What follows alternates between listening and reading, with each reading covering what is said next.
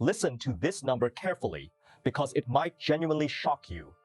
ASML, the Dutch giant that holds the keys to the global chip industry, just released its quarterly earnings.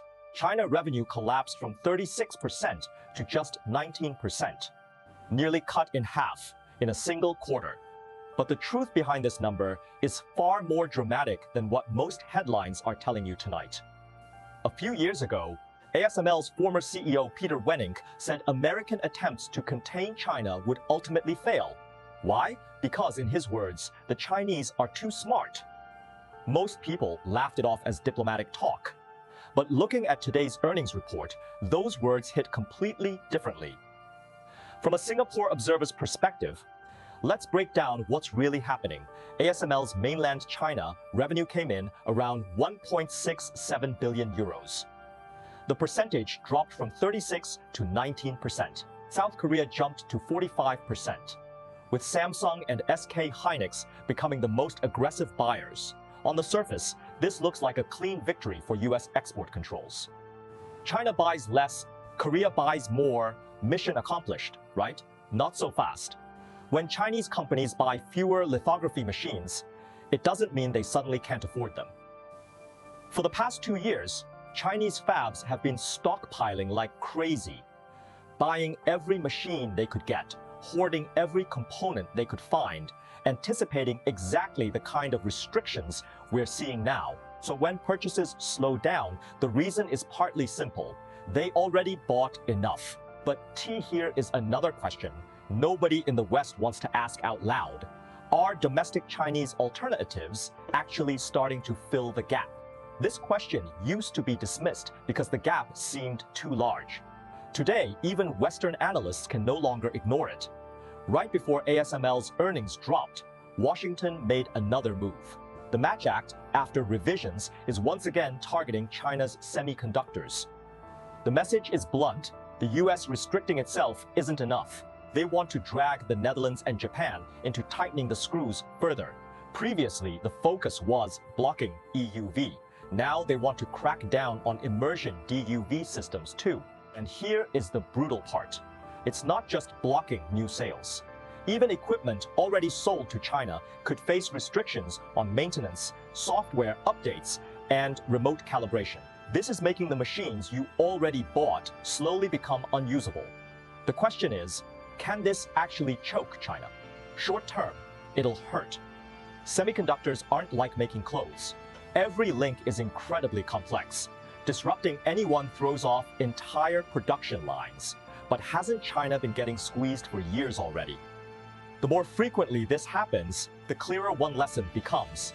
You cannot rely on others for things that truly matter. After 2019, the US escalated wave after wave chip design software, advanced manufacturing, high-end equipment, AI chips. Every time pressure intensifies, China's industry chain is forced forward another step. Things they used to think, why bother making this when we can just buy it, suddenly become, we have to make this no matter how hard it is. Lithography is the textbook example. When people hear lithography machines, the first reaction is the gap is too massive. For cutting-edge EUV, China catching up to ASML in the short term is genuinely difficult. But the semiconductor market isn't only about cutting-edge nodes. The vast majority of chips don't need 3-nanometer technology.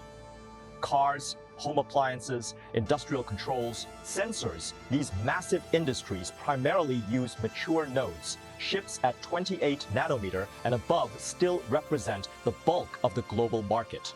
What really determines China's semiconductor foundation isn't whether they can build the world's most advanced EUV tomorrow. It's whether they can hold the line at 28 nanometer. If domestic Chinese equipment covers most mature node demand, China's chip industry cannot be kicked over. They can keep chasing advanced nodes, but mature nodes must stand firm first. Once production lines work and yield rates climb, a virtuous cycle begins. The more equipment gets used, the more problems get exposed. The more problems get exposed, the faster improvements happen. This mirrors so many Chinese industries before. High-speed rail wasn't world-leading from day one. Electric vehicles didn't terrify global automakers overnight. Most industries first solve, do we have it? Then, is it good enough? And finally, are we the best? Here is where America's position becomes truly awkward. They want to exclude China from high-end supply chains, but they cannot escape China's dominant position in raw materials. China has implemented export controls on rare earth equipment, medium and heavy rare earths, and super hard materials, the one making the West most nervous: rare earths. Rare earths sound distant from ordinary people, but they're not distant from lithography machines at all. The motors, magnets, precision components, and optical systems inside lithography machines all depend on rare earth materials. China holds close to 70% of global rare earth supply. What does this mean? America can use chip rules to squeeze China. China can use critical materials rules to push back. In great power competition, what matters is who holds more cards. And caught in the middle, ASML. Their position is genuinely brutal. They're the global leader, but not fully independent. Their light source technology connects to American companies. Their optical systems depend on Germany's Carl Zeiss. Many materials connect back to Chinese supply chains. America pressures them to tighten restrictions. China has been one of their most important customers for years. It's like a carrying pole pulled from both ends. When that pole bends to its limit, ASML itself takes the worst damage. If comprehensive restrictions get implemented, analysts believe this could impact double-digit percentages of revenue and profits. For a company that pours massive amounts into R&D every year, this is anything but small. The high-end equipment industry fears one thing most: markets being artificially fragmented. The more customers you have, the more aggressively a company can invest. Once a major market gets cut off, the long-term result is ASML's own R&D pace getting disrupted. Dutch government speaks very cautiously on these issues. Why? Because the Netherlands is not the United States. America calculates from a geopolitical perspective. Dutch companies deal with real orders and real jobs. The fact that Wennink could speak those words years ago shows how clearly he saw all of this coming. Technology blockades create short-term trouble, but long-term, they force China to accelerate domestic research. You don't sell, I'll make my own.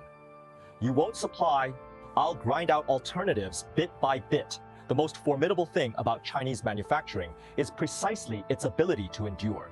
Not good enough at first, fine, make it usable. Once usable, drive down costs. Once costs drop, expand scale. Once scale arrives, talent, capital, and suppliers all cluster together. China has validated this playbook in industry after industry. Real question isn't whether China will stop because of restrictions. It's how much longer can America's strategy keep working?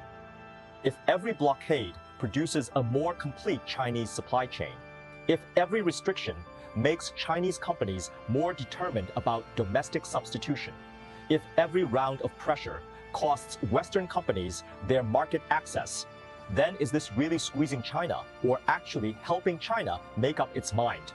ASML's drop in China revenue deserves attention. But what deserves more attention is this: why are Chinese companies no longer panic buying like before? The Chinese aren't blind to the gap. They aren't denying the difficulty. The defining trait is this: the more they get backed into a corner, the more they figure out how to drill a hole through the wall. What do you think about where this semiconductor war is heading? Drop your thoughts in the comments. If you found this valuable, don't forget to like and subscribe. See you next time.